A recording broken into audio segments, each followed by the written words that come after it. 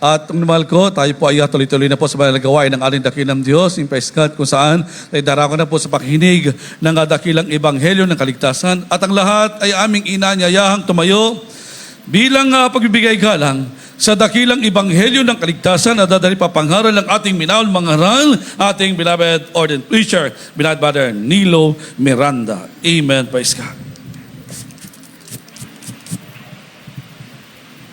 Amen. Praise the Lord. God bless you po ating beloved co-preacher, Brother Bob. Purihin po ang ating dakilang Diyos, mga minamahal. Tayo po magkaisang manalangin. Hallelujah. Let us pray po, mga minamahal. Hallelujah. Hallelujah, dearest Heavenly Father, in the mighty name of our loving Creator, our dearest Jesus Christ, and to the leading prayer of our dearly beloved Honorable Pastor Wildy Estrada Almeida, end-time prophet, we thank you so much for everything that you have done, for all the things that you are doing, and for all the things that you are going to do. Thank you so much for the great privilege and opportunity to worship Thee in spirit and in truth according to Thy will, O God. Thank you so much for the great blessing. Thank you so much for moving in our midst. Thank you so much for your holy presence, O God. And we ask you, Lord, to please forgive our shortcomings, our transgressions, and cleanse us from all unrighteousness, and making a precious in Thy sight, O God. Help me to bring forth Thy message and bind the power of darkness and bind the power of Satan. In the mighty name of Jesus we pray. Amen. Praise the Lord. Praise the Lord. Praise the Lord. Purihin po ating dakilang Diyos.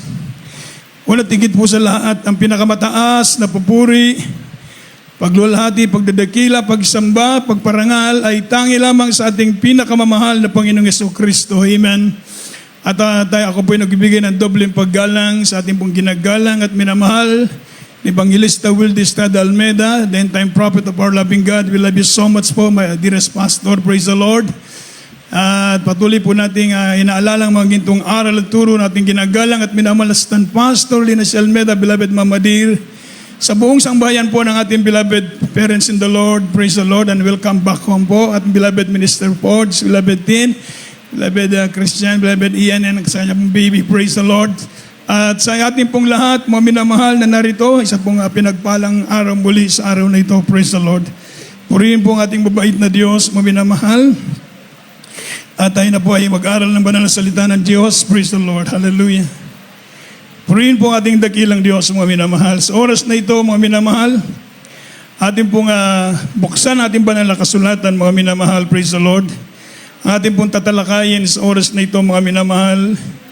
Ito pong mga bagay na tinatawag na non-negotiables. Amen. Mga non-negotiables for our faith. Ang ating beloved parents in the Lord, mga minamahal, tayo po mga kapatid ay tinuruan sa salitaan ng Diyos. Amen. Sila po ang ginamit ng mabait na Diyos para ituro sa atin ang tamang daan, tamang paglilingkod sa mahal na Panginoon upang tayo pagpalain ng Diyos. Amen. At sa kanilang mga pagtuturo, mga minamahal, meron po mga bagay na tinatawag na non-negotiables. Everybody say amen. Pag sinabi ng non-negotiables, mga minamahal, ito po ay hindi pwedeng baguhin. Everybody say praise the Lord. Ito po ay hindi pwedeng baguhin. Ibig sabihin, mga minamahal, ito po ang dapat mangyari. Everybody say amen. Ito ang dapat nating gawin. Ito ang dapat isagawa sa ating buhay bilang mananampalataya upang tayo po ay magtamo ng biyaya at pagpapala sa mahal na Panginoon. Everybody say amen. Like for example, mga minamahal, if you ever purchased a car, mga minamahal, you've seen the owner's manual. The book, mga minamahal, that tells you about itong tinatawag na non-negotiables for maintaining car. Kagaya po, mga minamahal, yung tinatawag na pag-change oil, mga minamahal, lagyan mo ng gasolina. Amen. Titingnan mo yung brake, yung fluid ng sasakyan mo, yung mga tire mo, mga minamahal, i-check up mo yan. So you spend a lot of time, mga minamahal, making sure that this non-negotiable, mga minamahal, are done so that when you get in your car, mga minamahal, it runs properly. Amen. So ito po, mga minamahal, ay meron ding kaugnayan sa ating spiritual na paglilingkod sa Diyos. Ulitin ko po, ang ating beloved parents in the Lord, sila'y nagturo na mga dapat nating lakaran. Amen. At matatawag natin ito'y non-negotiables. Hindi pwedeng baguhin. Hindi, wala tayong babaguhin. Everybody say, praise the Lord. Lahat ng kanilang ipinaalala sa atin, Ito ang dapat nating gawin upang tayo po'y pagpalain ng ating mabait na Diyos. Everybody say, praise the Lord.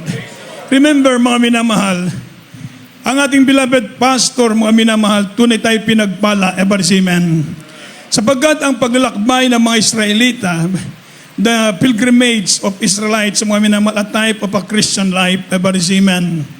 Moses, mga minamahal, was sent by God to deliver the Israelites, mga minamahal, out of the bondage of in Egypt, mga minamahal. The same, mga minamahal, our dearly beloved pastor, mga minamahal, used by God to deliver us from, or to deliver us from sin. Everybody say, praise the Lord. Ginamit ang ating beloved parents in the Lord para tayo po'y makalaya sa kasalanan. Everybody say, amen. So the Israelites, mga minamahal, Moses was sent by God, mga minamahal, to deliver the Israelites. And indeed, the Israelites was set free, mga minamahal. So ang mga Israelite ay nakalaya. Ganon din sa ating paglilingkod sa Diyos. Tayo po'y nakalaya dahil sa kanilang pangangaral, sa kanilang mga turo. Everybody say amen. So wala tayong babaguhin. Everybody say amen. Walang hindi pwedeng i-negotiate, mga minamahal. Kaya tinatawag na non-negotiable. Ano po yun, mga kapatid? Una, seek God, not sin. Everybody say amen. Amos chapter 5, verse 4. Kindly po. The book of the prophet Amos chapter 5, verse 4. For thus saith the Lord unto the house of Israel, seek ye me, and ye shall live.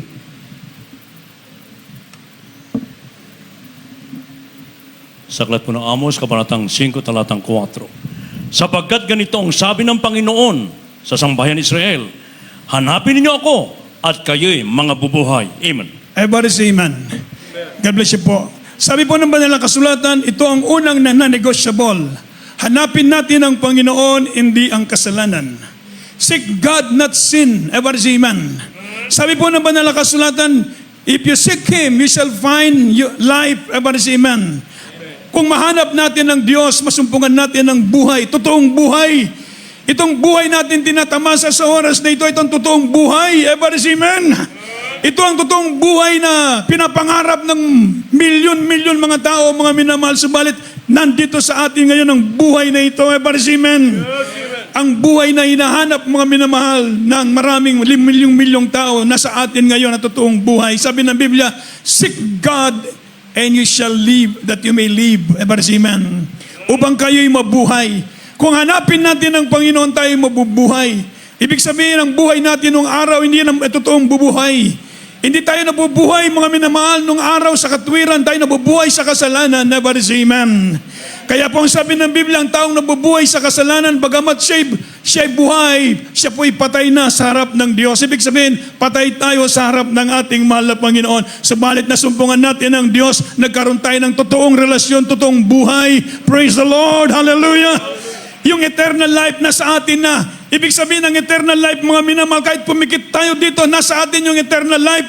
Tayo didilat lamang sa kabilang buhay sa piling ng ating mahal na Panginoon. So meron na tayong eternal life. Everybody say, praise the Lord. Ano ang eternal life na sabi ng Biblia? Nakasiguruhan sa buhay na walang hanggan. Tayo po na kumikilala sa mahal na Panginoon, naglilingkod sa Diyos. Meron na tayong totoong buhay, eternal life. Wala nang kamatayan. Sabi nga ng Banalang Kasulatan sa mga taong naglilingkod sa Diyos, you are passed from death to life. Palapakan po natin ang malakas ang ating mahal na Panginoon. Praise the Lord. Ano pang sabi ng Biblia? Seek God. It involves, mga minamahal, turning away from sins. It means to say, mga minamahal, it is essential for any reformation and revival. Among God's people is seeking the Lord. Everybody say, praise the Lord. Hanapin natin ang mahal na Panginoon kung kailangan natin ng reformation, kailangan natin ng revival sa ating paglilingkod sa Diyos. Walang ibang solusyon dyan, kundi hanapin natin ang mahal na Panginoon. Everybody say, praise the Lord. Sabi ng Biblia, hanapin ninyo ang Diyos sapagkat siya ang pinagmumulan ng ating lakas. Everybody say, amen. Ano pong sabi po ng Banal na Kasulatan? Mga minamahal, it involves, mga minamahal. Ito sinasabi ng with all your heart and in fervent prayer.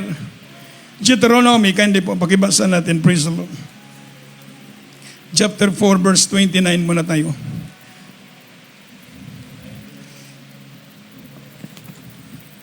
The book of Deuteronomy, chapter 4, verse 29.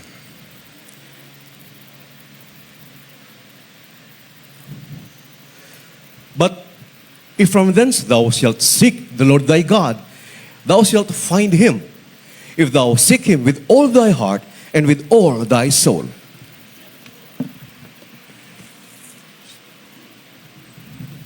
Deuteronomio Kapitulo 4, versikulo 29. Ngunit mula roon ay iyong hahanapin ng Panginoon, mong Diyos, at iyong masusumpungan kung iyong hahanapin siya ng buong puso at ng buong kaluluwa. Amen.